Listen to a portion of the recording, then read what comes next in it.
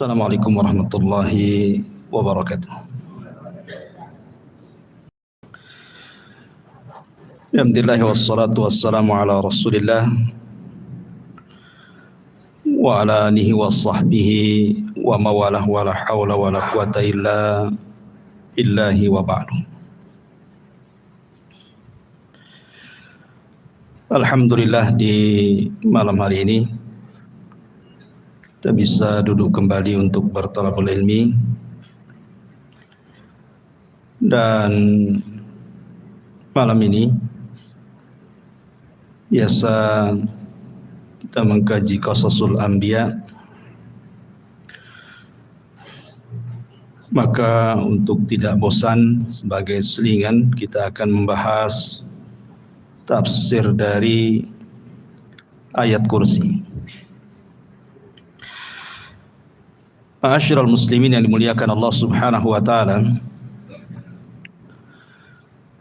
bicara tentang ayat kursi artinya kita bicara tentang satu ayat dalam Al-Quran yang paling istimewa.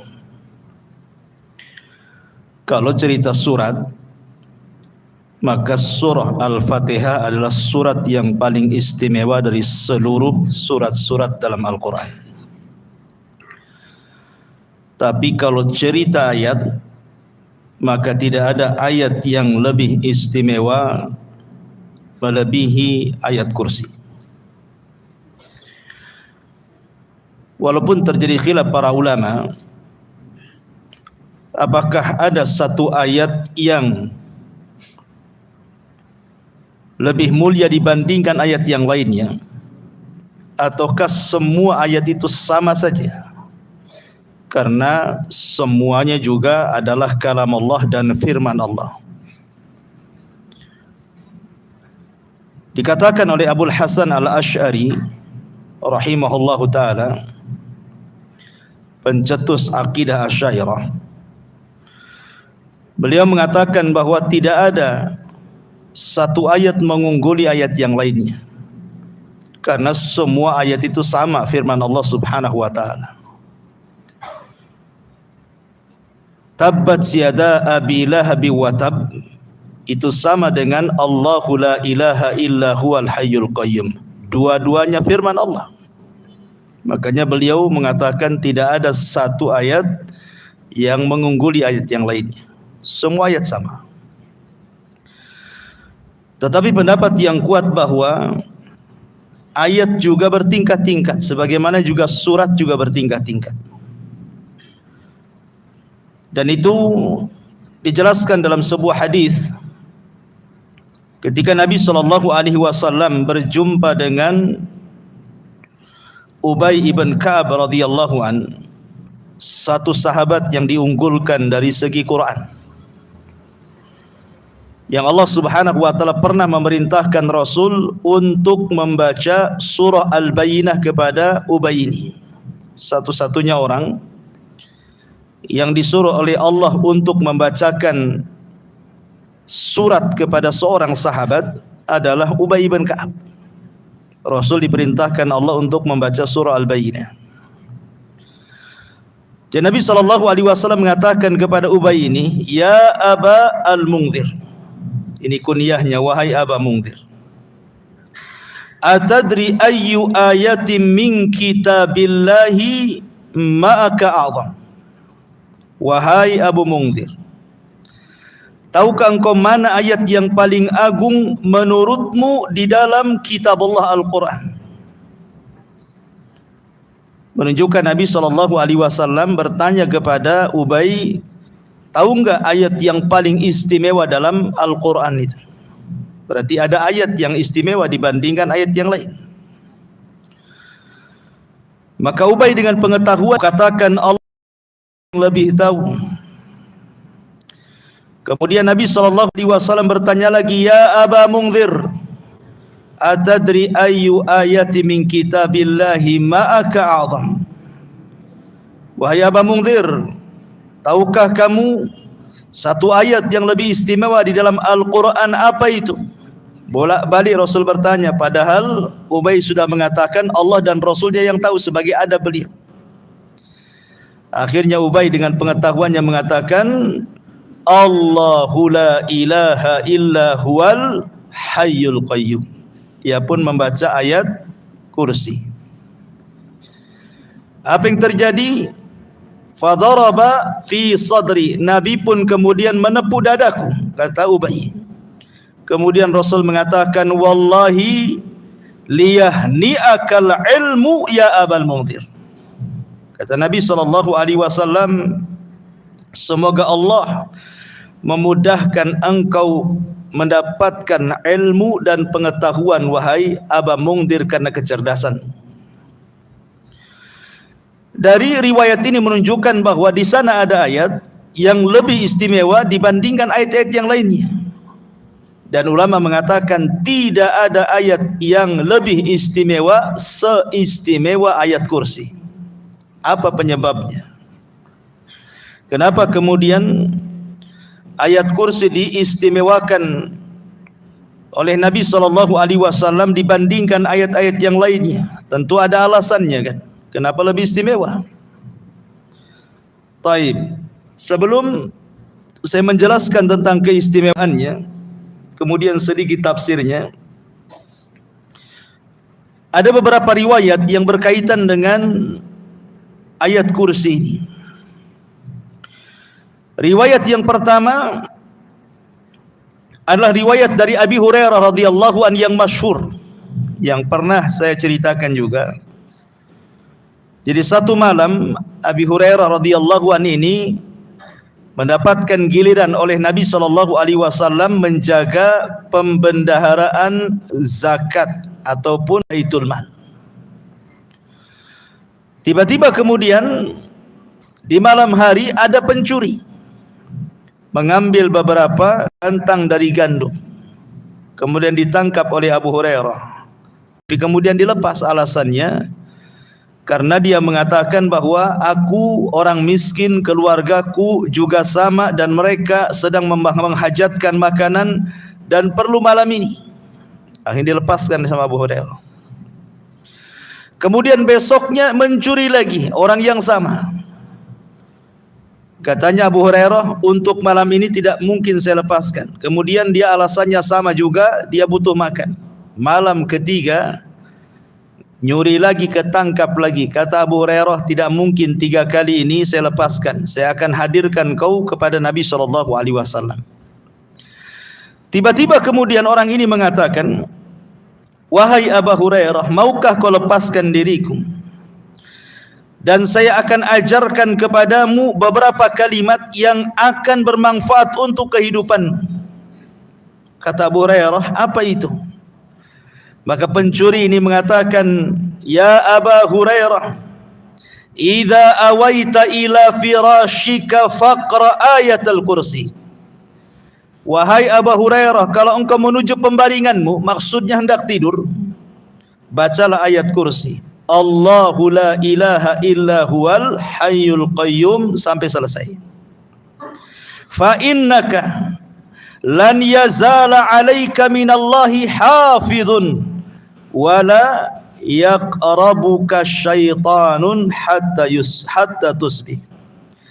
Dan engkau akan senantiasa dijaga selama tidurmu sampai waktu pagi, dan tidak ada satupun syaitan yang berani mendekatimu. Akhirnya kemudian Abu Hurairah melepaslah pencuri ini, dilepaskan sama dia. Kemudian esok harinya Nabi SAW sudah tahu. Kata Nabi SAW, ya Abu Hurairah, ma fa'ala asirukal barihah. Hei Abu Hurairah, kenapa kau lepaskan pencuri semalam itu? Apa yang kau lakukan dengan dia? Kemudian Abu Hurairah menceritakan tentang orang yang mencuri itu, dia lepaskan karena dia mengajarkan beberapa kalimat itu. Maka Nabi SAW mengatakan, ya Abu Hurairah, tahu enggak siapa dia?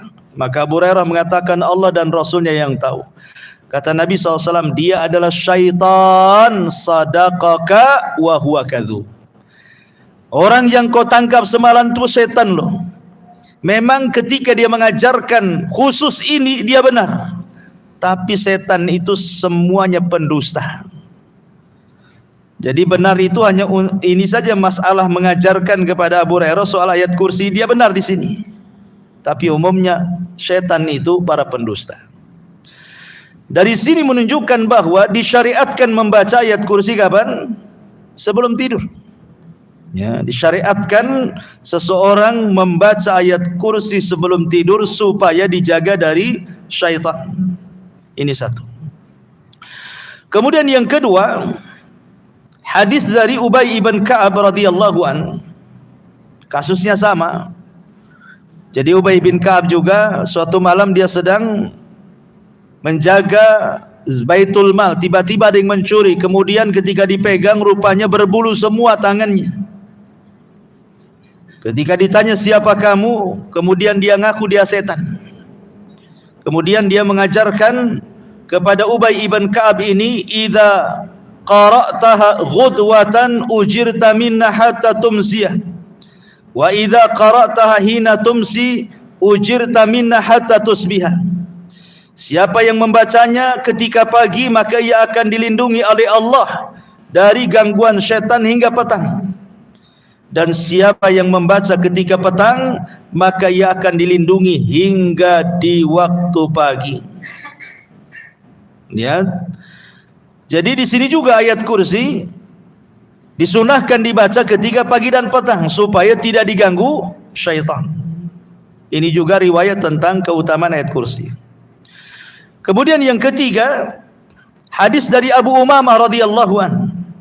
Man qara'a ayatal kursi fi duburi kulli salatin maktubatin lam yamna'hu min dukhulil jannati illa an yamuta. Sesiapa membaca ayat kursi setiap selesai solat, tidak ada yang menghalanginya dia masuk surga selain kematiannya. Kata para ulama bahwa orang yang mendawamkan membaca ayat kursi setelah solat, maka orang itu dapat jaminan surga. Ini keistimewaan luar biasa baca ayat kursi setelah solat. Ya, terkadang kita ini jangan cerita ayat kursi, zikir saja yang jelas-jelas saja, istighfar 3 kali langsung sholat sunnah. Kadang nggak sempat zikir kan. Padahal di sini Nabi SAW menjamin sorga dengan orang yang mendawamkan membaca ayat kursi setelah sholat. Kemudian juga yang keempat, tentang anjuran umum orang yang membaca surah Al-Baqarah. Karena surah kursi itu kan terdapat dalam surah Al-Baqarah kan, ayat 255. Nabi SAW secara umum mengatakan siapa yang membaca surah Al-Baqarah di rumahnya, maka setan akan lari dari rumahnya. Maka seandainya kita cukup membaca ayat kursi saja, sebenarnya cukup membuat setan itu lari. Jadi Islam itu simple sebenarnya. Jadi kalau seandainya antum punya toko, merasa tokonya disihir orang, baca saja ayat kursi. Nanti setannya juga kabur. Setan rumah kok kayak angker, baca saja ayat kursi. Ingat, mengusir setan itu dengan cara dibaca, bukan dengan cara ditulis kaligrafi kemudian dipajang di tembok. Itu tidak akan mengusir setan. Nanti susah pula nanti kaligrafi di depan. Oke lah, tidak lewat depan, belakang pula tak ada kaligrafi. Nanti lewat belakang pula. Jadi maksudnya begini, ikhwan, setan itu tidak takut kaligrafi. Ya, setan itu takut kalau kaligrafi itu kita baca. Karena Quran itu bukan untuk dipajang, Quran itu untuk dibaca. Apalagi kalau kaligrafinya tak bisa dibaca pula, kan ada itu kaligrafi yang susah dibaca itu. Mungkin sudah modelnya kayak gitu kan. Yang punya kaligrafinya aja suruh baca tak tahu dia. Jadi asal beli saja kan itu. Karena ada bentuk kaligrafi, kaidah-kaidahnya kita tidak paham gitu ya. Bagaimana nggak bisa dibaca ngusir setan gitu. Jadi kalau ingin ngusir setan baca. Ya, merasa di tokonya disihir orang, baca kursi, ayat kursi di tokonya. Merasa rumahnya kok angker, baca. Merasa tempat itu angker, baca ayat kursi. Sebenarnya mudah, simpel dalam Islam itu. Ya, kita saja yang kemudian malas membaca ayat kursi itu. Termasuk juga ma'asyiral muslimin yang dimuliakan Allah Subhanahu wa taala, disunahkan juga membaca ayat kursi ini ketika seseorang terasa terganggu atau diganggu oleh syaitan. Ya, umpamanya antum merasa kesambet atau apa gitu ya. Ya, baca ayat kursi. Taib. Ini sedikit dari keistimewaan ayat kursi. Pertanyaannya ikhwatu fiddin, kenapa ayat kursi ini kok istimewa sekali di antara ayat-ayat yang lainnya? Yang pertama, karena memang nas hadis sendiri yang tadi sudah saya bacakan, hadis tentang Ubay ibn Ka'ab, Rasul yang mengatakan seperti itu. Ketika bertanya kepada Ubay, tahukah engkau wahai Ubay ayat yang paling istimewa dalam Al-Quran? Kemudian Ubay menjawab ayat kursi dan Rasul membenarkannya. Ini satu. Kemudian yang kedua, keutamaan ayat kursi ini disebutkan karena dalam ayat kursi ini terkandung banyak makna yang tidak ada pada ayat-ayat yang lainnya. Seperti saya contohkan tadi, tabat yada abi lahab wa tab. Celakalah kedua tangan Abi Lahab dan celaka. Itu juga Quran juga kan, satu ayat tuh. Tabat yada abi lahab wa tab itu satu ayat. Kemudian Allahu la ilaha illa huwal hayyul qayyum, itu juga ayat juga. Tapi kalau kita mau bedah tuh makna tabat yada abi lahab wa tab dengan Allahu la ilaha illa huwal hayyul qayyum, maka Allahu la ilaha illa huwal hayyul qayyum itu tidak ada batas. Kalau kita mau menjelaskan mungkin perlu berhari-hari, perlu berjilid-jilid itu makna la ilaha illallah tauhid itu. Makanya karena banyak terkandung makna yang tidak ada pada ayat yang lain, makanya kemudian ayat kursi ini diistimewakan dibandingkan ayat-ayat yang lain. Itu dari segi kandungan makna. Dari segi orang yang membacanya, orang yang mentadaburinya, orang yang memikirkannya, itu pun lebih istimewa dibandingkan ayat-ayat yang lainnya. Kemudian yang ketiga, hebatnya ayat kursi ini menurut Imam Nawawi rahimahullahu ta'ala, Allah subhanahu wa ta'ala menyebutkan tentang usulu asma'illah, masdar daripada nama Allah subhanahu wa ta'ala, di mana seluruh nama-nama Allah itu kembali kepada satu nama ini. Apa itu? Allah. Allah mulai dengan kalimat Allah. Allahu la ilaha illa huwal hayyul qayyum. Semua nama Allah itu kembali kepada Allah. Makanya kalimat tauhid itu la ilaha illallah, tidak boleh dibaca la ilaha illa ar-rahman, la ilaha illa al-azizu, la ilaha illa al-ghafur, tidak boleh. Kenapa? Karena kalimat ar-rahman bisa saja maknanya bukan Allah. Seperti orang-orang musyrik jahiliyah, mereka mengatakan kepada si nabi palsu Musailamah al-Kadzdzab itu disebut Rahmanul Yamamah katanya. Rahmannya Yamamah katanya. Negeri Yamamah. Atau Al-Aziz bisa saja bukan Allah. Seperti Allah mengatakan wa mra'atu al-aziz, wa mra'atul aziz. Ya, seorang laki-laki yang memungut Nabi Yusuf itu namanya Al-Aziz. Kemudian diletakkan di istananya. Itu Aziz namanya. Tetapi ketika kita katakan Allah, tidak mungkin berpaling kecuali hanya Dia saja. Dan Allah subhanahu wa ta'ala sebutkan 17 kali dalam ayat kursi itu. Ya, di mana seluruh kata ganti itu kembali kepada Allah. Allah, la ilaha illa huwa lagi. Kemudian al-hayyu, al-qayyum, ya'khuduhu, di situ ya. Itu dhamir itu. Kemudian lahu ma fis samawati wa ma fil ardh. Man dzalladzi yashfa'. Di sini terkandung huwa kembali kepada Allah. Indahu lagi, illa biidnihi, hi lagi di situ. Dan begitu seterusnya. Ya. Jadi 17 kali terulang yang merupakan usul asma'illah itu ada pada ayat kursi dan tidak terdapat dalam ayat-ayat yang lainnya. Sebab itulah istimewanya ayat kursi. Kata Imam Nawawi rahimahullahu ta'ala.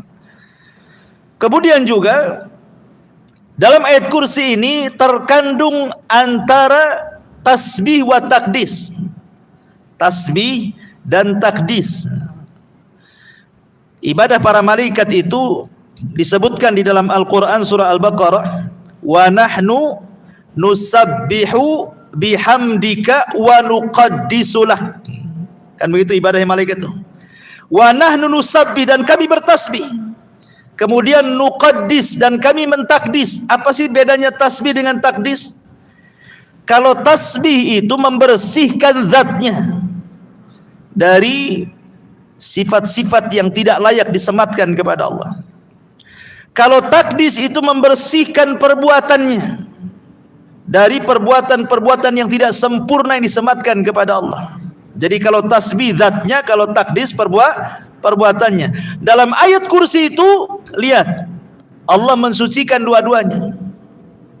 Seperti la ta'khuduhu sinatun wala naum. Allah tidak tersentuh kantuk dan pula tidur. Kantuk pun tidak, apalagi tidur. Itu namanya perbuatannya dibersihkan kan itu.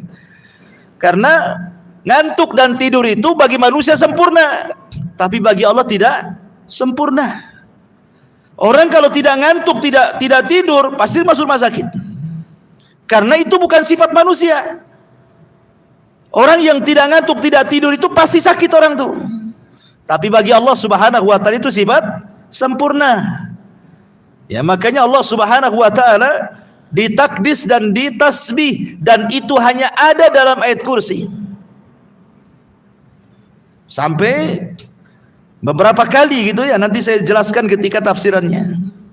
Kemudian juga yang nomor 5 ada sebuah kaidah, syaraful ilmi ala syarafil ma'lum. Mulianya sebuah pengetahuan itu karena mulianya ilmu yang dipelajari. Mulianya sebuah pengetahuan itu karena mulianya ilmu yang dipelajari, dan tidak ada pelajaran yang lebih mulia melebihi tauhid. Tidak ada ilmu yang lebih mulia di dunia ini kecuali mengenal Allah, ma'rifatullah, mengenal Allah. Dan ayat kursi ini seolah-olah menjawab sebuah pertanyaan, siapa Tuhan kita? Kalau antum ditanya siapa Allah, jawablah ayat kursi. Siapa Allah? Allahu la ilaha illa huwal hayyul qayyum, sampai selesai. Itulah Allah, itulah Tuhan kita. Jadi Allah Subhanahu wa taala menyebutkan 10 kalimat dalam ayat kursi ini. Itu jawaban dari sebuah pertanyaan tentang man rabbuka, siapa Rabbmu, siapa Tuhanmu, siapa Allah. Maka disebutkan dengan 10 kalimat. Dalam ayat kursi ini ada 10 kalimat. Nanti kita akan tafsirkan sedikit demi sedikit supaya paham siapa Tuhan kita. Ya. Ma'asyiral muslimin yang dimuliakan Allah Subhanahu wa taala. Intinya bahwa dari 5 perkara inilah kita tahu bahwa ayat kursi itu ayat yang sangat istimewa dibandingkan ayat-ayat yang lainnya. Adapun keutamaan, bukan hanya yang disebutkan banyak, seperti orang yang mendawamkan membaca surah ayat kursi ini akan dimudahkan rezekinya. Ya. Kemudian juga orang yang suka membaca ayat kursi itu dalam satu hari bisa berkali-kali, berarti orang itu betul-betul akan beriman kepada qadar dan qadar Allah, dan dia akan merasa dimudahkan kehidupannya. Kemudian juga orang yang membaca ayat kursi itu maka akan dihindarkan dari setiap mara bahaya. Dan orang yang membaca ayat kursi itu akan diberikan kesabaran dan bisa menghadapi semua musibah. Dan begitu seterusnya, bahkan bisa mengobati penyakit badan dan penyakit hati. Itu dari segi faedah ruhiyahnya. Taib, kita akan masuk sedikit pada tafsir singkatnya. Ma'asyiral muslimin yang dimuliakan Allah Subhanahu wa taala. Di sini Allah Subhanahu wa taala menghabarkan dirinya dengan 10 habar. Allah la ilaha illahu, ini satu. Allah al-hayyul qayyum. Allah la ta'khuduhu sinatun wala naum. Allah lahu ma fis samawati wa ma fil ard. Allah, man dzalladzi yashfa'u indahu illa bi'idzni. Allah ya'lamu ma baina aydihim wa ma khalfahum. Allah wa la yuhituna bi syai'in min ilmihi illa bima syaa. Allah wasi'a kursiyyuhu samawati wal ard. Allah wa la ya'udhuhu hifdhuhuma. Allah wa huwal aliyyul azim. Wa huwal aliyyul azim. Di sini Allah Subhanahu wa taala menghabarkan siapa dirinya dengan 10 habar. Yang pertama, Allah. Siapa Allah? Allah adalah la ilaha illahu. Dia tidak ada ilah sesembahan yang berhak disembah kecuali Dia. Ini yang pertama. Kalimat Allah Subhanahu wa taala, kalau kita bicara tentang nama-nama Allah ya, nama-nama Allah terbagi 3. Ada yang disebut dengan Ismu Al-Jalalah, ada yang disebut dengan Ismu Al-Jamalah, ada yang disebut dengan Ismu Al-Kamalah. Jadi Ismu Al-Jalalah, Ismu Al-Jamalah, Ismu Al-Kamalah. Apa itu? Kalau kita belajar asma dan sifat, nama-nama dan sifat bagi Allah Subhanahu wa taala, kan ada buku tuh namanya buku tentang Asmaul Husna. Jadi Al-Jalalah itu maksudnya bicara soal nama Allah yang memiliki keagungan yang tidak dimiliki kecuali hanya Allah Subhanahu wa taala saja, dan melahirkan khauf bagi kita, perasaan takut. Ini yang pertama. Yang kedua, Al-Jamalah, nama Allah yang memiliki kelembutan, sehingga melahirkan kepada kita sebuah harapan.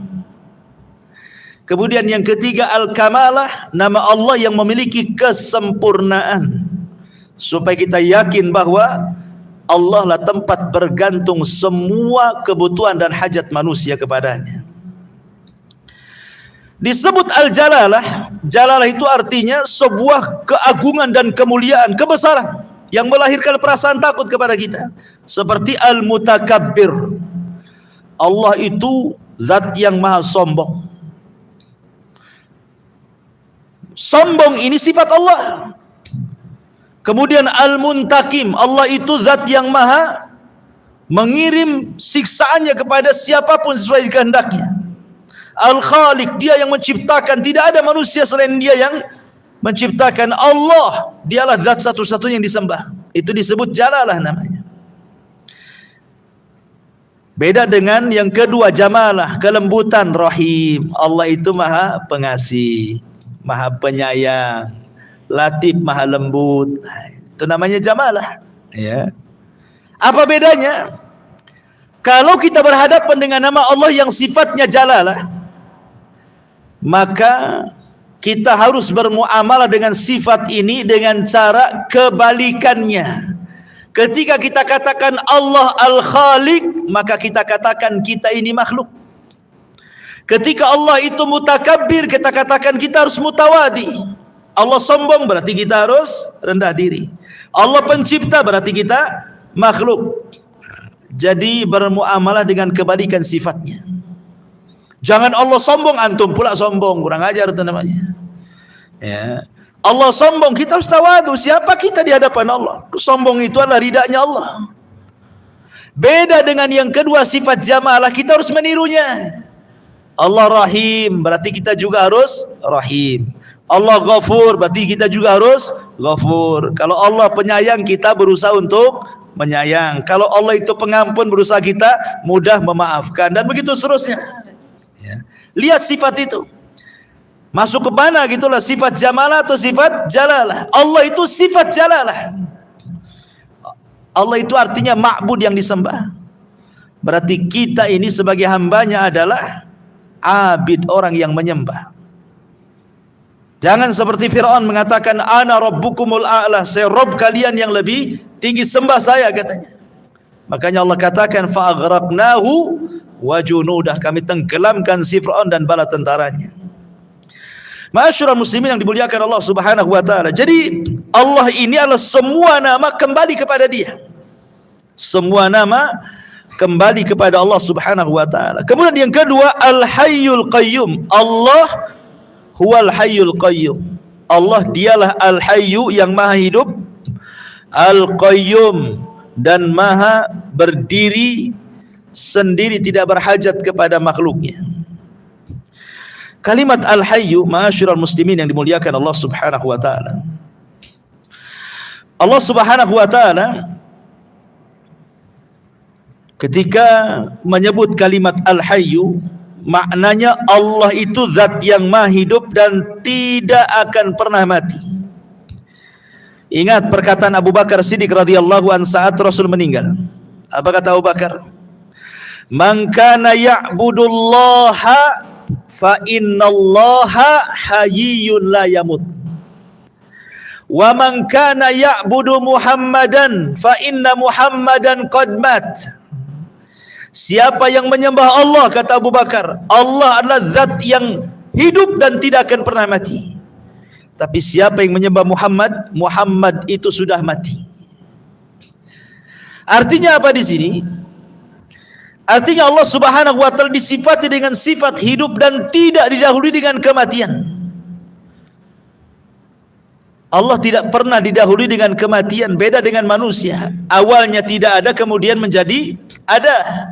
Makanya Allah mengatakan, hal ata 'alal insan hinum minad dahri lam yakun syai'an madkura. Bukankah pernah datang kepada manusia waktu di masa yang ketika itu belum merupakan sesuatu yang bisa disebut, belum ada namanya langit, bumi, Adam, Hawa, manusia, fulan, tidak ada. Baru kemudian Allah ciptakan, barulah tersebut nama-nama itu. Tetapi Allah Subhanahu wa taala tidak ada dengan ketidakadaan. Allah itu senantiasa ada dan akan pernah ada dan akan terus ada. Karena dia tersifati dengan sifat hidup. Ketika Allah Subhanahu wa taala tersifati dengan sifat hidup, artinya semua hajat kita akan didengar oleh Allah Subhanahu wa taala. Karena zat yang hidup, maka dia akan melihat, dia akan mendengar, dia akan mengijabah, dia akan mengabulkan, dan begitu seterusnya. Kebalikannya, kalau zat itu mati, tidak bisa mengabulkan apapun permintaan kita. Lihat ketika Ibrahim menghancurkan patung-patung Namrud, kemudian palunya diletakkan di patung yang paling besar. Kemudian Namrud mengatakan, anta fa'alta hadza bi alihatina ya Ibrahim. Hai Ibrahim, kau yang melakukan menghancur-hancurkan patung-patung ini ya, katanya. Kata Ibrahim, tidak. Yang menghancurkan itu loh berhala yang gede, itu palunya ada di situ, katanya. Ya. Coba saja tanya, in kanu yantiqun, kalau mereka bicara, katanya. Tanya saja kalau mereka bicara. Ibrahim ingin mengatakan dengan kalimat, jika mereka bicara, katakan ini loh patung mati. Jangan lagi diajak bicara, bicara pun tidak bisa. Macam mana kalian akan berdoa kepada zat yang mati, tidak bisa bicara, tidak bisa mendengar, tidak bisa melihat, bahkan dia juga tidak bisa menjaga dirinya. Jadi berhala-berhala yang disembah kepada selain Allah, mereka adalah berhala-berhala mati. Tidak mungkin kita meminta ke sesuatu yang mati. Mintalah kepada Allah zat yang maha hidup, yang sudah jelas-jelas hidup, kan gitu. Ini disebut dengan Al-Hayyu. Kemudian yang kedua, Al-Qayyum. Qayyum ini ada dua penafsiran para ulama. Maknanya Allah tidak berhajat dengan makhluknya. Kita yang berhajat kepada Allah. Allah tidak berhajat kepada makhluknya, kita yang berhajat kepada Allah. Dari sini sebagian ulama mengatakan Al-Qayyum itu sama dengan kalimat As-Samad dalam surah Al-Ikhlas, Qul huwallahu ahad, Allahu samad. Samad itu artinya apa? Tempat bergantung semua makhluk. Itulah makna Al-Qayyum. Allah tidak berhajat dengan kita, tapi kita berhajat dengan Allah. Makanya ketika Allah tidak berhajat dengan kita, walaupun satu dunia kufur, tidak akan mengurangi kekuasaan Allah. Walaupun satu dunia beriman, tidak menambah kekuasaan Allah. Karena Allah tidak berhajat dengan kita. Kita yang berhajat dengan dia. Makna yang kedua dan yang dikuatkan oleh banyak ahli tafsir, Al-Qayyum di situ artinya Allah Subhanahu wa taala qayyum, berdiri untuk memberikan semua hajat hamba-hambanya. Kita lihat manusia itu kan macam-macam hajatnya. Ada yang minta sembuh, ada yang minta rizki, ada yang minta kaya, ada yang minta jodoh, ada yang minta hujan, ada yang minta panas. Macam-macam lah orang itu minta di dunia ini. Ya, kita saja yang hadir di sini macam-macam minta-mintanya. Ya, ada yang minta kaya, tapi nggak ada yang minta miskin biasanya. Semua minta kaya. Ada yang minta sembuh, tidak ada orang minta penyakit itu. Artinya kalaulah seluruh manusia meminta, disebutkan hajat-hajatnya, maka Allah Subhanahu wa taala akan memberikan semua hajat mereka seperti apa? Seperti seseorang menyelupkan tangannya ke lautan, kemudian diangkat, kemudian neteslah di ujung jari, setetes itulah Allah berikan kepada seluruh hajat manusia itu. Sementara kekayaan Allah itu lautannya tuh. Ya. Jadi Allah Subhanahu wa taala ghani. Yang diberikan kepada makhluk itu hanya setetes. Dari setetes ini ada yang menjadi kaya, ada yang jadi sultan, ada yang jadi menteri, ada yang jadi presiden, ada yang jadi profesor, macam-macam. Yang satu tetes ini, gimana dengan lautan Allah Subhanahu wa taala itu? Makanya heran kalau para ulama dulu melihat kita ini seolah-olah kita ini mengejar yang satu tetes tapi meninggalkan yang lautan. Jadi para ulama dulu itu kalau memandang kita, mungkin kalau mereka hidup hari ini, mungkin mereka memandang kita itu seolah-olah kita mengejar yang setetes dan meninggalkan yang lautan. Ya, ibaratnya mungkin antum lempar satu butir gula ke 1000 semut, pasti rebutan tuh. Ya, yang satu butir itu direbutkan orang-orang tuh. Padahal ngapain dia ngejar satu tetes sementara lautan terbentang lebar? Ya, karena dunia itu terkadang terhalang pandangan lautan dan hanya terpandang kepada yang satu tetes itu. Orang nggak yakin dengan sorga masalahnya, dan yakin dengan dunia, makanya mengejar yang satu tetes dan meninggalkan yang satu lautan itu. Tapi ma'asyiral muslimin yang dimuliakan Allah Azza wa Jalla, jadi qayyum itu artinya Allah mudabbir. Jadi memberikan seluruh hajat hamba-hambanya. Itu mana al-qayyum yang kedua, dan ini yang banyak dikuatkan oleh para ulama. Kemudian Allah mengatakan Allahu la ilaha illahu. Kemudian Allahu al-hayyul qayyum la ta'khuduhu sinatun wala naum. La ta'khuduhu sinatun wala naum. Allah tidak pernah tersentuh kantuk apalagi tidur. Karena logikanya begini, ikhwan. Walillahil matsalul a'la. Tentu bagi Allah permisalan lebih tinggi dibandingkan kita ya. Antum saja kalau naik motor, jangankan lagi tidur, ngantuk saja bisa nabrak orang. Apalagi kemudian nyetir sambil tidur, saya jamin bangun mungkar nakir depan antum. Ikhwan, itu manusia itu. Walillahil matsalul a'la, kan begitu ya? Permisalan lebih tinggi lagi. Makanya ada sebuah kisah Israiliyat, walaupun kisah ini baik dilemahkan para ulama, tapi kita ambil ibrahnya. Nabi Musa alaihi salatu wassalam, karena disebutkan oleh Imam Ibnu Katsir di dalam tafsirnya juga, ketika mentafsirkan la ta'khudhuhu sinatu wala naum, tapi beliau menjelaskan bahwa hadis ini mungkar. Jadi Nabi Musa alaihi salatu wassalam pernah bertanya kepada para malaikat, hal yanamullah, apakah Allah tidur? Kata Nabi Musa ini. Maka Allah Subhanahu wa taala mewahyukan kepada para malaikat untuk membawa 2 piring bejana. Kemudian Musa disuruh berdiri dan diletakkan 2 piring bejana di kedua telapak tangannya sambil berdiri seperti ini. Pegang wahai Musa. Jadi ini 1 piring di tangan kanan, 1 piring di tangan kiri, kemudian diisi air 2 bejana tersebut. Musa tidak paham. Untuk apa? Kata malaikat, sudah pegang saja sambil berdiri. Sampai kapan? Sudah pegang saja sambil berdiri. Jadi Musa itu begini saja lama ngantuk akhirnya dia.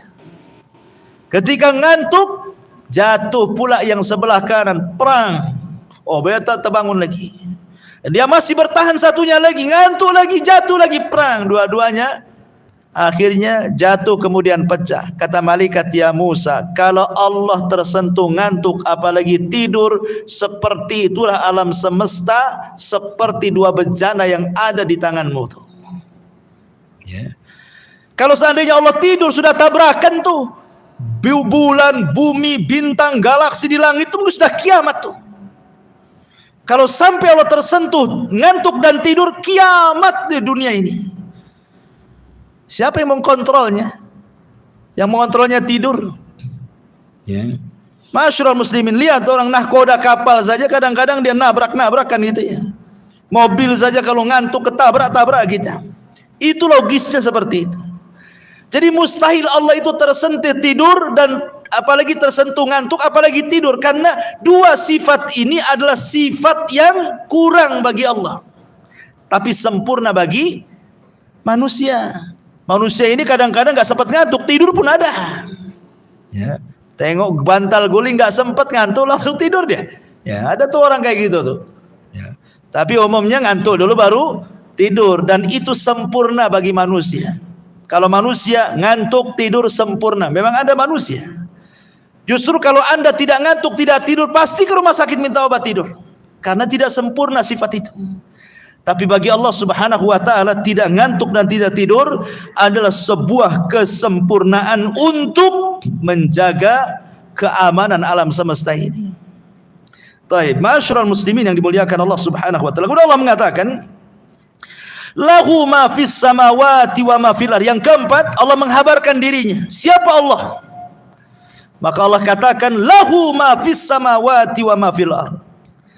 Kepunyaan Allah lah yang ada di langit dan yang ada di bumi. Tidak ada satupun makhluk dari sesembahan-sesembahan yang disembah manusia memiliki sedikit pun dari kekuasaan Allah, walaupun sebiji ari sekalipun. Makanya Allah Subhanahu wa ta'ala mengatakan, ayusyrikuna ma la yakhluqu syai'an wa hum yukhlaqun wa la yastati'una lahum nasra wa la anfusahum yansurun. Apakah mereka mempersekutukan Allah dengan berhala-berhala yang tidak dapat menciptakan satu apapun, bahkan mereka tercipta. Bahkan Allah mengatakan, innal ladzina tad'una min dunillahi lan yakhluqu dubabah. Orang sesembahan yang kau sembah selain Allah itu menciptakan lalat saja tidak sanggup, apalagi menciptakan langit dan bumi. Semut lalat saja tidak bisa. Sesuatu yang tidak bisa menciptakan layak disembah, tidak layak. Sesuatu yang menciptakan langit dan bumi layak disembah, ya layak disembah, karena dia yang menciptakan langit dan bumi, sudah layak kita sembah dia. Pertanyaannya, kenapa Allah Subhanahu wa ta'ala menciptakan langit dan bumi? Apa faedahnya? Apa hikmahnya, ikhwan? Kenapa Allah menciptakan langit dan bumi itu untuk apa? Kalau ada yang bertanya seperti itu kan, maka jawabannya disebutkan dalam suratun Najm. Allah Subhanahu wa ta'ala mengatakan, walillahi ma fis samawati wa ma fil ardh liyazziyal ladzina asa'u bima amilu wa yazziyal ladzina ahsanu bil husna. Inilah, kalau antum ditanya kenapa Allah menciptakan langit dan bumi, apa faedahnya, apa tujuannya, jawab dengan ayat ini. Allah katakan, walillahi ma fis samawati wa ma fil ardh. Milik Allah lah semua yang ada di langit dan semua yang ada di bumi. Untuk apa? Liyazziyal ladzina asa'u bima amilu. Agar Allah membalas orang-orang yang melakukan kejahatan dengan kejahatan yang mereka lakukan, dan membalas orang-orang yang berbuat kebaikan dengan kebaikan yang mereka lakukan. Jadi tujuan Allah menciptakan langit dan bumi itu untuk manusia, menguji manusia. Apakah manusia berbuat jahat ataukah manusia berbuat baik? Perhatikan ikhwan, kalau antum lihat ke langit pertama, kedua, ketiga, keempat, kelima, keenam, ketujuh sampai ke arasy, isi langit itu apa? Isi langit itu semua malaikat. Isi langit itu dari langit pertama sampai ke arasy itu semua malaikat. Pertanyaannya, malaikat bermaksiat? Tidak ada malaikat bermaksiat itu. Di langit itu tidak ada maksiat kecuali satu kali. Saat iblis tak mau sujud kepada Adam, itu saja. Tetapi itu satu kali saja. Selepas itu di langit tidak ada maksiat sampai hari ini. Karena malaikat itu tidak disifati dengan sifat itu kan. Mereka itu wa yaf'aluna ma yu'marun, melakukan apapun yang diperintahkan oleh Allah. Coba kalau kita lihat ke bumi, itu kan lihat ke langit tuh. Di langit tidak ada maksiat. Kita lihat ke bumi. Bumi ini macam-macam, ada syiriknya, ada bid'ahnya, ada maksiatnya. Macam-macam, ada yang kedukun, ada yang durhaka kepada orang tua, berdusta, ghibah, namimah, macam-macam di bumi ini maksiat. Terbalik ya. Kalau di langit ibadah semua, di bumi ini macam-macam maksiat ada. Macam-macam maksiat di bumi ini. Ya, karena manusia tidak seperti malaikat. Manusia tidak seperti malaikat. Makanya manusia itu kalau mereka kemudian bisa menahan diri untuk tidak bermaksiat, lebih mulia dibandingkan malaikat. Tapi kalau mereka tidak bisa menahan diri, masuk pula ke dalam maksiat, lebih hina dibandingkan binatang ternak. Itulah manusia. Dari sini ikhwatu fiddin, maka mintalah kepada Allah Subhanahu wa taala supaya kita bisa melakukan amal kebaikan dan supaya bisa menjauhkan dari amal keburukan. Dan di sini ada kaedah, Allah itu ditaati karena izinnya dan Allah dimaksiati karena pengetahuannya. Yuta'u bi'idnih wa yu'sa illa bi'ilmih, katanya ulama. Maksudnya gimana? Allah ditaati bi'idnih karena izinnya, wa yu'sa illa bi'ilmih, dan Allah dimaksiati kecuali karena pengetahuan Allah. Ini sebuah kaidah nih. Ya. Allah ditaati karena izinnya, Allah dimaksiati karena pengetahuannya. Maksudnya begini, ikhwan. Kalau Anda salat, zakat, puasa, haji, birrul walidain, berzikir, baca Quran, oh ibadah antum lakukan. Antum jamin ibadah antum diterima? Tidak. Tidak ada jaminan ibadah kita diterima. Walaupun antum tidak maksiat dari lahir sampai mati, tidak ada jaminan amal antum diterima Allah. Kecuali kalau Allah mengizinkan menerima amalan kita. Ingat ya, karena Allah itu ditaati berdasarkan izinnya. Walaupun antum sesoleh apapun, belum tentu diterima kalau Allah tidak izinkan. Tapi kalau Allah izinkan, satu rakaat solat diterima sudah cukup bagi kita. Makanya kata Abu Darda radhiyallahu anhu, kalau aku tahu, katanya, satu sujudku diterima oleh Allah, satu saja seumur hidupku, satu sujudku aku tahu diterima Allah, cukup bagiku, katanya. Kenapa? Karena Allah mengatakan innama yataqabbalullahu minal muttaqin, karena Allah menerima dari hamba-hamba Allah yang bertakwa. Kalau aku tahu sujudku satu kali terima, berarti aku tahu aku termasuk orang takwa, dan hanya orang takwa yang masuk surga. Masalahnya kan kita tidak tahu apakah amalan kita diterima atau tidak. Ketika tidak tahu, kita pun tak tahu kita takwa ataupun tidak, itu masalahnya. Makanya kita hanya berharap semua ibadah kita diizinkan Allah. Kemudian penggalan kalimat yang kedua, wa yu'sa illa bi'ilmi, dan tidaklah Allah dimaksiati kecuali dengan pengetahuannya. Kalau maksiat itu tidak perlu izin dari Allah. Bukan berarti kalau umpamanya antum maksiat belum tentu masuk neraka. Sudah jelas masuk neraka, gitu maksudnya. Tanpa izin-izin dulu. Ya Rabb, saya sudah berzina, masuk neraka enggak nih? Enggak perlu, langsung masuk neraka. Kalau maksiat itu tidak ada izin-izinan, karena Allah sudah tahu. Kenapa sudah tahu? Pertanyaannya, ketika antum maksiat, antum tahu enggak? Tahu. Masa antum tidak tahu antum maksiat? Antum berzina, antum minum khamar, antum maling, antum sendiri tahu sedang maksiat. Allah, ingat, syafaat itu ada dua macam. Ada syafaat di bumi, ada syafaat di akhirat. Ada syafaat di dunia, ada syafaat di akhirat. Dan syafaat di dunia ini maksudnya adalah ibadah yang kita lakukan. Ibadah itu ada dua, ada adlun, ada syaf'un. Adlun, syaf'un. Adlun itu ibadah wajib, Syaf'un itu ibadah sunnah.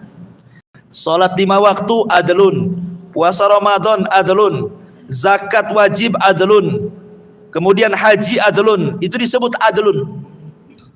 Kemudian sana ada syafaat, syaf'un.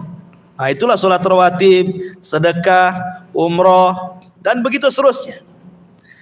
Kalau amalan-amalan wajib kita ingin diterima, maka lakukan yang sunnah.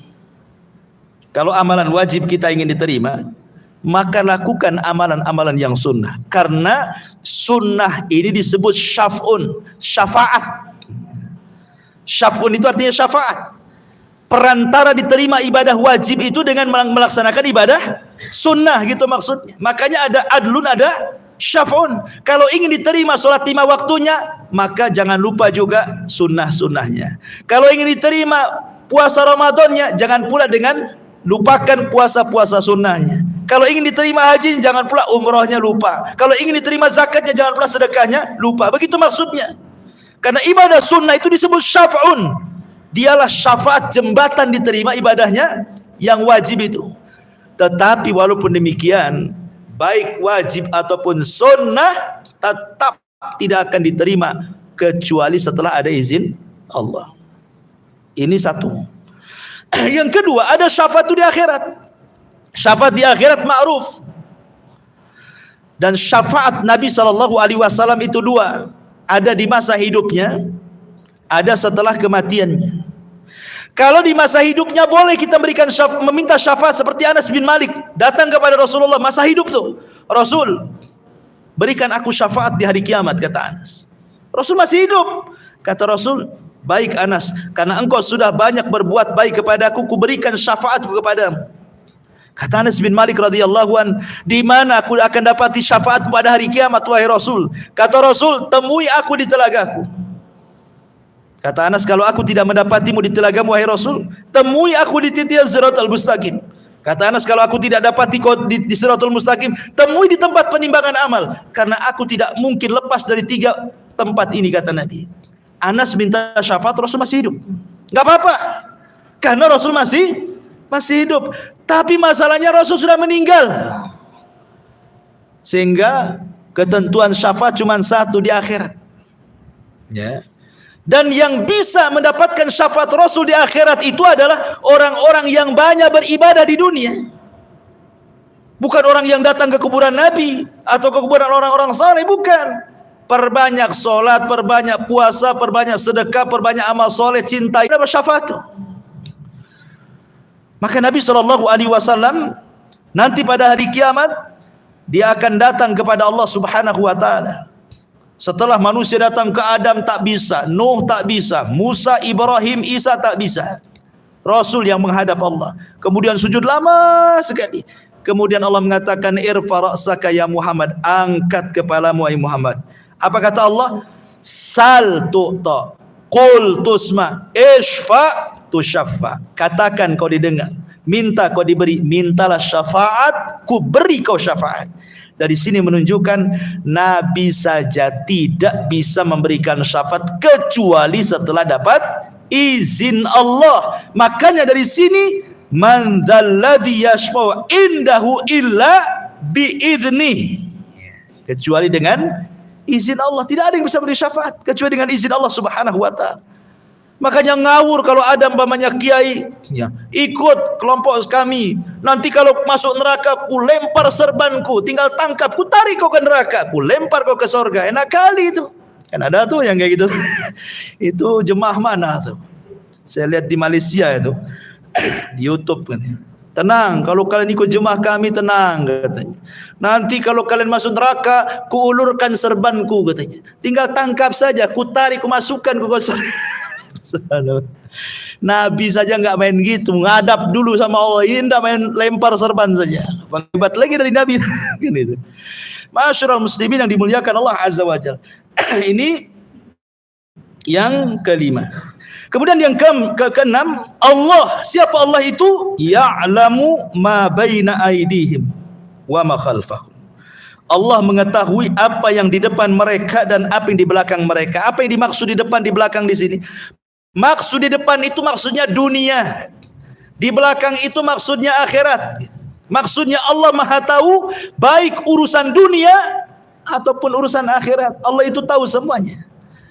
Di dunia Allah Maha tahu, di akhirat pun Allah Maha tahu. Wala yunabbi'uka mithlu khabir.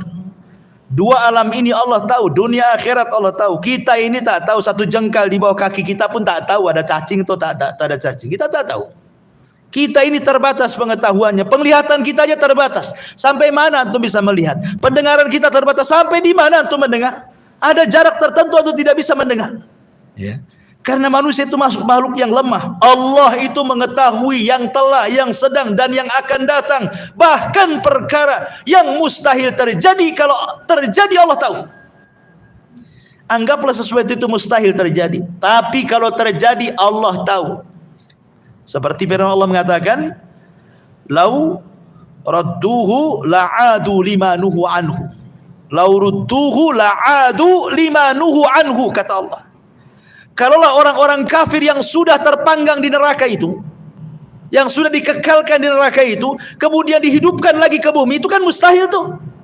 Masa ada orang sudah masuk neraka, bumi sudah dihancurkan, tiba-tiba dikembalikan ke bumi, buminya pun sudah tidak ada, kan mustahil.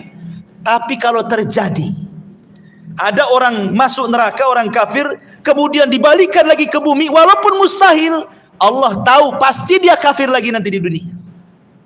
Dan ini sebagai jawaban orang yang bertanya, Ustaz, saya sih pusing kali katanya. Kenapa pusing? Minum pil bodrek aja lah. Enggak, bukan itu maksudnya. Begini, orang kafir ini hidup sama dengan kita. Ada yang 60 tahun, ada yang 50 tahun, ada yang 60 tahun meninggal.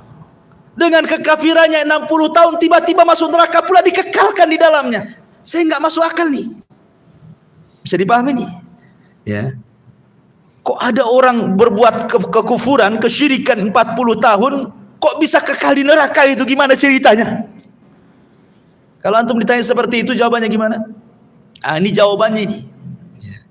Karena Allah itu Maha tahu kepada sesuatu yang mustahil terjadi, kalau terjadi Allah tahu.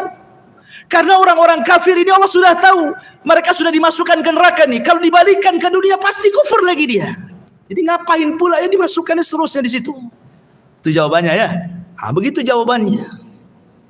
Jangan bingung. Nah, itulah jawabannya. Ma'asyiral muslimin yang dimuliakan Allah khalfam. Kemudian yang ketujuh, Allah, siapa Allah? Wala yuhituna bisyai'im min ilmihi illa bima syaa. Ya. Wala yuhituna bisyai'im min ilmihi illa bima syaa. Mereka tidak mengetahui apa-apa dari ilmu Allah melainkan apa yang Allah saja.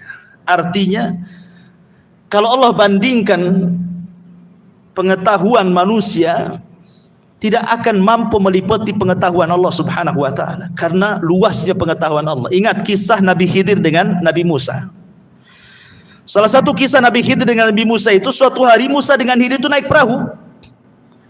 Tiba-tiba kemudian ada burung nuki dari langit, kemudian ngambil dengan paruhnya air seteguk, kemudian naik lagi ke langit. Kemudian Khidir mengatakan kepada Musa, ya Musa, tidaklah pengetahuanku dan pengetahuanmu kalau digabung, kata Nabi Khidir, itu tidak lebih daripada tegukan burung itu dari air lautan. Sementara pengetahuan Allah seluas lautan ini, katanya. Padahal mereka dua-duanya Nabi. Tapi pengetahuan keduanya itu ibarat satu tegukan saja. Itulah pengetahuanku dan pengetahuan kamu. Ya, karena Allah mengatakan, wa ma utitu min ilmin illa qalila. Tidaklah kami diberikan ilmu kecuali sedikit. Yang sedikit inilah yang kemudian jadi profesor, jadi penemu, jadi orang cerdas dari macam-macam. Padahal sedikit itu yang Allah keluarkan, yang Allah kasihkan di bumi itu. Bagaimana kita bisa meliputi ilmu Allah Subhanahu wa taala? Allah lah yang meliputi dengan ilmunya kita semuanya. Itulah Allah. Makanya tidak ada satupun yang bergerak kecuali Allah tahu. Mau di langit, mau di bumi, mau di gelap, mau di terang, bahkan daun-daun yang jatuh saja Allah tahu berapa jumlahnya, berapa yang jatuh, kapan jatuhnya, hari apa, malam apa, bulan apa, tahun apa, Allah tahu semuanya. Karena pengetahuan Allah itu meliputi semua makhluknya. Belum lagi bukan hanya ilmunya saja, Allah kirim lagi utusan-utusannya. Allah kasih malaikat menjaga kiri kanan kita, depan belakang kita. Walaupun kita orang kafir sekalipun, tetap Allah kirim malaikat yang menjaga kita. Buktinya apa? Buktinya kalau antum tidur di teras, tidak ada rombongan semut masuk ke telinga antum kan. Padahal kalau semut dendam sama antum ketika antum semprot baygon, kemudian mati separuh penduduknya, dia dendam tuh. Saat antum tidur, dia bisa kita masuknya ke telinganya tuh. Kurang aja dia sudah membunuh teman-teman kita kan. Ada ceritanya semut bogeng masuk ke telinga antum? Nggak ada. Nggak ada ceritanya. Kenapa? Karena dijaga malaikat ketika tidur itu. Wa inna alaikum lahafidhin. Kan semut bisa saja bogengnya kan, tapi tidak terjadi. Ia adalah 1-2 yang kemasukan semut telinganya, tapi umumnya nggak akan terjadi itu. Kenapa? Karena dijaga malaikat. Atas perintah siapa? Allah yang perintahkan. Wa inna alaikum lahafidhin kiraman katibin, dan begitu seterusnya. Kemudian Allah mengatakan yang nomor 8, Allah, tahukah siapa Allah? Allah wasi'a kursiyuhus samawati wal ardh. Allah, dialah yang kursinya meliputi langit dan bumi. Bicara tentang kursi, makanya ayat ini disebut ayat kursi. Apa sih kursi di sini? Ayat kursi. Apa sih kursi di sini? Kalau kursi ma'ruf lah, antum di rumah banyak kursi. Ya kan, di ruang tamu mesti ada kursi semua. Apakah kursi itu maksudnya kursi-kursi yang antum pahami di situ? Ada sebagian para ulama mentafsirkan maksud daripada makna kursi itu apa. Yang pertama, ada yang mengatakan kursi itu artinya ilmu Allah. Jadi ayat kursi itu artinya ayat yang bicara tentang pengetahuan dan ilmu Allah yang meliputi semua makhluknya. Jadi kursi itu artinya ilmu yang Allah miliki. Yang pertama. Yang kedua, maksudnya kursi adalah arash. Jadi maksudnya kursi arash itu sendiri, makhluk yang paling besar gitu ya. Jadi kursi dengan arash itu sama saja. Ini juga penafsiran yang kedua. Penafsiran yang ketiga, maksudnya kursi adalah qudrah, kemampuan. Jadi ayat kursi itu ayat yang bicara tentang kemampuan Allah, qudrah iradahnya Allah. Ada juga yang mengatakan yang dimaksud kursi adalah gambaran kebesaran Allah. Gambaran kebesaran Allah subhanahu wa ta'ala. Tetapi pendapat Imam Ibnu Katsir rahimahullahu ta'ala mengatakan bahwa kursi itu adalah maudi'u qadamai Rabbi, tempat berpijaknya kedua telapak kaki Allah. Kalau seandainya tempat berpijaknya saja sebesar itu, sebagaimana Rasul mengatakan, kalau seandainya bumi ini dibandingkan dengan 7 lapis langit, itu ibarat Anda jalan-jalan ke padang pasir, kemudian copot cincin, letakkanlah cincin itu di padang pasir. Kata Rasul, bumi itu cincinnya, padang pasir itu langitnya. Kalau seandainya langit dan bumi dijadikan satu, dibandingkan besarnya dengan kursi, jalan-jalanlah Anda ke padang pasir, letakkan cincin di tengah padang pasir, maka langit dan bumi itu cincinnya, kursi itu padang pasirnya. Kalau seandainya kursinya antum gabung, langitnya antum gabung, buminya antum gabung, dibandingkan dengan arasy Allah, sama juga. Jalan-jalanlah ke padang pasir, lepas cincin, letakkan di padang pasir, kursinya, langitnya, buminya, itulah cincinnya, padang pasir itu arasy-nya. Pertanyaannya, bagaimana dengan zat yang menciptakannya? Allahu Akbar. Allah lebih besar dibandingkan makhluknya. Karena tempat berpijaknya saja ibarat padang pasir, dibandingkan cincin yang itu ibarat langit dan bumi. Makanya wajar kalau orang baca ayat kursi itu, makhluk yang sangat besar, setan lari. Saking agungnya kursi Allah subhanahu wa ta'ala itu. Itulah makna wasi'a kursiyuhus samawati wal ardh, dan kursinya Allah meliputi langit dan bumi. Kemudian yang nomor 9, siapa Allah? Maka Allah subhanahu wa ta'ala katakan di sini, wasi'a kursiyuhus samawati wal ardh, siapa Allah? Wala ya'udhuhu hifdhuhuma. Wala ya'udhuhu hifdhuhuma. Apa artinya wala ya'udhuhu hifdhuhuma? Wala ya'udhuhu hifdhuhuma artinya Allah tidak pernah merasa berat memelihara langit dan bumi. Allah ketika semua makhluk berhajat kepada Dia, Allah tidak berat. Yang satu minta disembuhkan, yang satu minta rizki, yang satu minta pekerjaan, yang satu minta jodoh, yang satu minta jadi menteri, jadi presiden, macam-macam. Satu dunia itu kan ribuan jiwa yang minta-minta. Allah tidak berat. Ya, Allah tidak berat. Mengatur yang satu dihujani, yang satu dikeringkan, yang satu tsunami, yang satu gempa, Allah tidak berat. Allah tidak akan merasa berat. Lain dengan kita. Ya, baru kita aja ngelembur gitu ya. Di PT itu yang tadinya kerja dari jam 5 sampai jam 6 ditambah pula sampai jam 10. Malamnya langsung ke toko jamu. Minta diurut. Udah lemes gitu ini, berat. Besok lagi enggak mau lah, enggak mau. Berat saya. Itu makhluk. Ya. Ketika banyak dipikul itu macam-macam berat dia. Itulah makhluk Allah, enggak ada yang berat. Bagi Dia ringan semuanya. Karena semua makhluk adalah ciptaan Dia. Ya. Dan yang terakhir Allah mengatakan, siapa Allah? Wa huwal aliyyul azim. Dialah zat yang maha tinggi lagi besar. Kita ini kecil, Allah itu besar. Kita rendah, Allah itu tinggi. Subhana rabbiyal a'la. Subhana rabbiyal a'la. Inilah diantara singkat ya, tafsir singkat kalau dilebarkan memang luas tentang ayat kursi ini. Mudah-mudahan ada manfaatnya. Subhanakallahumma bihamdika asyhadu an la ilaha illa anta astaghfiruka wa atubu ilaik. Allahu ta'ala. Assalamualaikum warahmatullahi wabarakatuh.